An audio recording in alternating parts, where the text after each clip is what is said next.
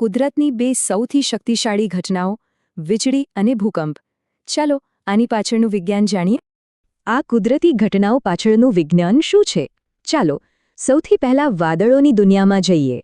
વાદળોની અંદર પાણી અને બરફના કણો ટકરાય છે અને એમાંથી જ વીજળી જેવી અદ્ભુત ઘટના બને છે. આ બધું 3 સરળ તબક્કામાં થાય છે: ટક્કર, ચાર્જનું વિભાજન અને અંતે એક જોરદાર ઇલેક્ટ્રિકલ ડિસ્ચાર્જ. હવે જુઓ, આ મજાની વાત છે. વાદળો ચાર્જને અલગ કરે છે અને આકાશમાં એક વિશાળ બેટરીની જેમ કામ કરે છે. જ્યારે આ ચાર્જનું અંતર ખૂબ વધી જાય ત્યારે વાદળ અને જમીન વચ્ચે એક જબરદસ્ત સ્પાર્ક થાય છે.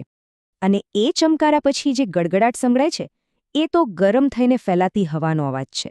વીજળી જોવી ગમે, પણ એનાથી બચવું બહુ જરૂરી છે. ચાલો એના ઉપાયો જોઈએ.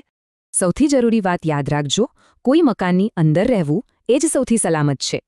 પણ ઊંચી ઇમારતોનું રક્ષણ કેવી રીતે થાય એના માટે એક ખાસ ડિવાઇસ છે જે વીજળીને કાબૂમાં લે છે. આને કહેવાય લાઇટનિંગ કંડક્ટર. એ વીજળીના કરંટને બિલ્ડિંગથી દૂર સીધો જમીનમાં ઉતારી દે છે. હવે આકાશમાંથી ધરતીના પેટાળમાં જઈએ અને સમજીએ ભૂકંપને, જે એક અલગ જ તાકાત છે. આપણી ધરતી નીચે મોટી મોટી પ્લેટો સતત ખસતી રહે છે. જ્યારે એ અચાનક ટકરાય ત્યારે જમીન ધ્રુજે છે. જમીનની અંદર જ્યાંથી આ ધ્રુજારી શરૂ થાય એ પોઈન્ટને ફોકસ કહેવાય છે. અને ફોકસની બરાબર ઉપર જમીન પરનો જે ભાગ છે એ છે એપિસેન્ટર. અહીં અસર સૌથી વધારે હોય છે. આ ધ્રુજારીને માપવા માટે સિસ્મોગ્રાફ નામનું સાધન વપરાય છે અને તીવ્રતા રિક્ટર સ્કેલ પર મપાય છે. તો ભૂકંપ આવે ત્યારે શું કરવું? સલામતી માટે આ જાણવું ખૂબ જ જરૂરી છે. સૌથી અગત્યનું છે પડતી વસ્તુઓથી બચવું. કોઈ મજબૂત ટેબલ નીચે આશરો લેવો શ્રેષ્ઠ છે.